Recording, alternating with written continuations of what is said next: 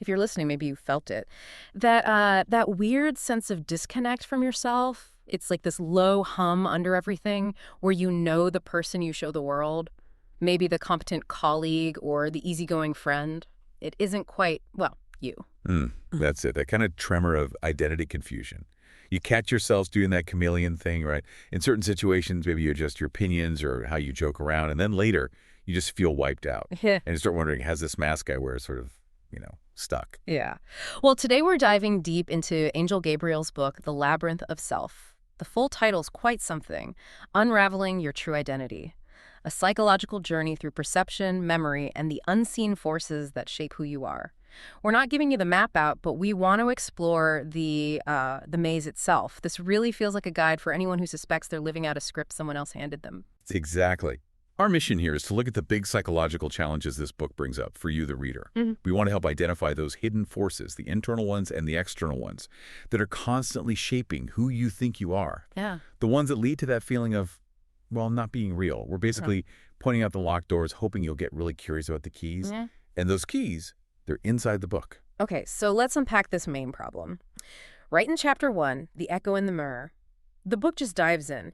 It talks about that feeling like a lost self is buried under all these layers of expectation and adaptation. It's not just, having an off day.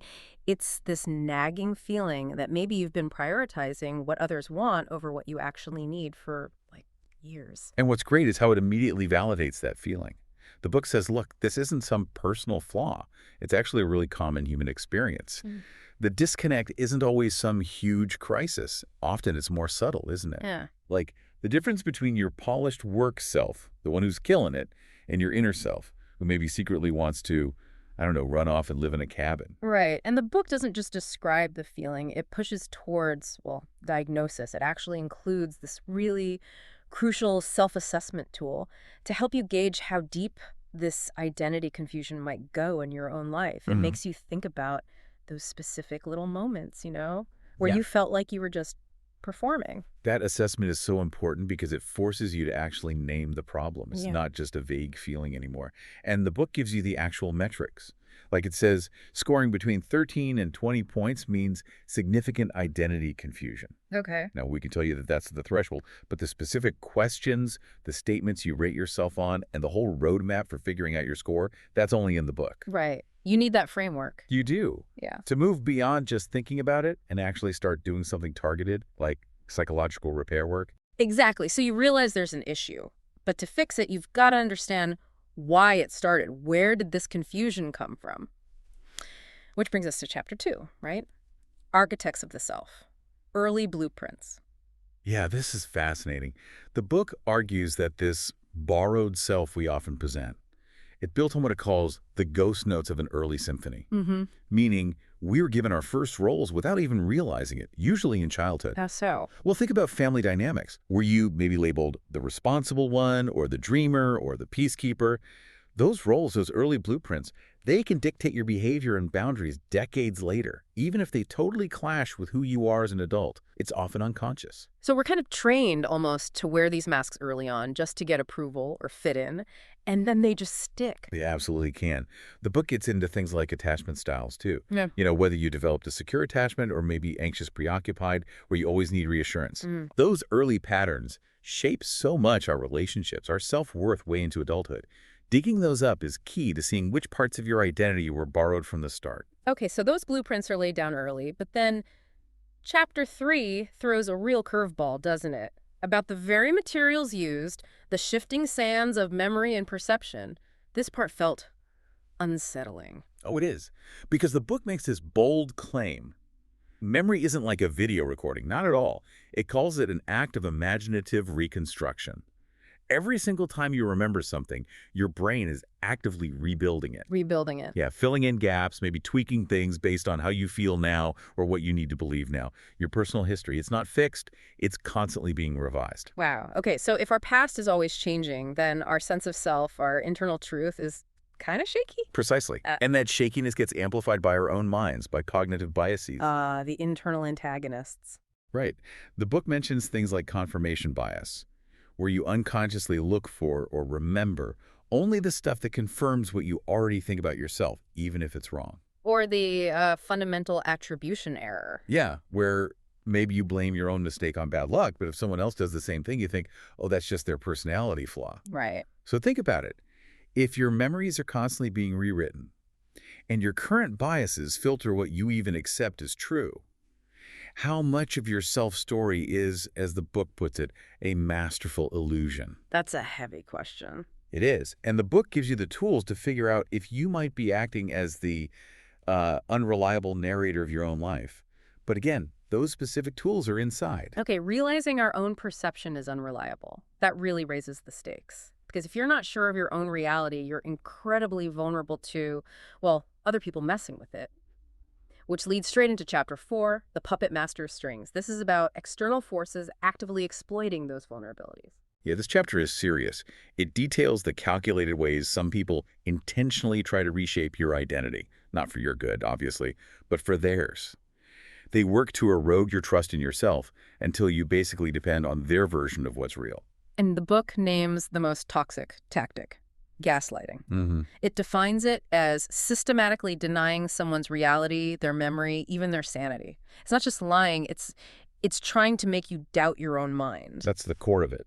But it's often part of a bigger pattern. The book talks about blame shifting, making you feel responsible for their bad behavior. And that really destructive cycle of love bombing, showering you with affection and suddenly pulling away, devaluing you. That push-pull is devastating, especially if your sense of self is already fragile. It sounds exhausting and confusing. It is, and you need a way out. The book actually provides a step-by-step action plan, how to recognize these dynamics in your relationships, maybe even at work, and how to start dismantling them. That plan is crucial. And the threats aren't just personal, are they? Chapter 5 tackles something very modern, the digital doppelganger, identity in the age of screens. Contrasting our real messy selves with the curated highlight reel we often put online. Yeah, the psychological cost there is huge. Right. We get caught in this constant comparison game, right? Our internal reality feels messy while everyone else's online life looks so polished. It fuels that feeling of inadequacy. Totally. Yeah. And the algorithms, they don't help. They feed us more of what we already seem to like or what matches our online persona. So you end up in this echo chamber that just confirms your existing self-view and limits your exposure to, well, anything else, anything different about yourself you might discover. Yeah, it restricts your perception. You kind of lose the chance to try on different identities or explore parts of yourself that don't quite fit the online brand. Exactly. Which leads to the big question the book asks here. Who are you when no one is watching? And again, it doesn't just ask. It gives you practical tools, like something called the digital mirror test, to help you sort out your authentic self from your online avatar. You need those practical steps to break free from the performance. Okay, we've talked about external pressures, digital pressures, but now we go deeper, inside ourselves. Chapter 6 is Whispers from the Past, Trauma and the Fragmented Self. This is about how really painful past experiences can lead the mind to protect itself in drastic ways. It talks about dissociation and repression. Essentially, the mind partitions itself. It breaks off pieces, hiding the pain, hiding the memory, just to survive the unbearable. But those hidden pieces, they don't just vanish, do they? They still have an effect. That's the key insight here. The book says the body remembers.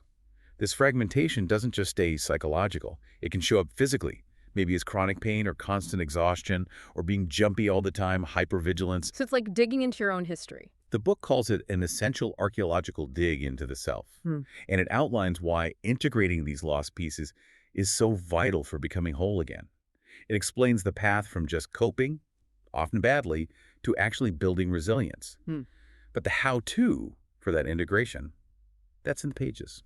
This all leads to a real turning point in Chapter 7. The interrogation room, confronting your narrative. It sounds like after identifying all this stuff, the borrowed parts, the damage you have to shift from being passive, maybe feeling like a victim, to actively investigating your own story, like becoming the lead investigator. Yes. And this takes serious, sometimes uncomfortable honesty. It's where the book delivers some really specific tools for that deep dive. Things like the structured introspection, the self-inquiry roadmap. It guides you through digging into your core values, what really matters to you, and auditing your core beliefs. A belief audit? What does that mean? It means really questioning the fundamental stories you've told yourself about who you are, what you're capable of, what you deserve. Hmm. Are they actually true? Do they still serve you? That sounds intense, Yeah. but necessary. It's the core confrontation. And to help with that, the book provides cognitive reframing techniques, like one called the Is This True test. These are designed specifically to help you dismantle those old, limiting narratives that are holding you back. But you really need the full guide from the book to apply these properly. Otherwise, it's easy to fall back into old patterns or let biases steer you wrong. Okay, so after all that digging and confronting, we finally get to the transformation. Chapter 8, Breaking Free, the act of reauthoring your story. The book frames this as more than just healing. It's like a bold escape, and crucially, a conscious choice. Yes, and to build that new, more authentic self, you need a solid foundation.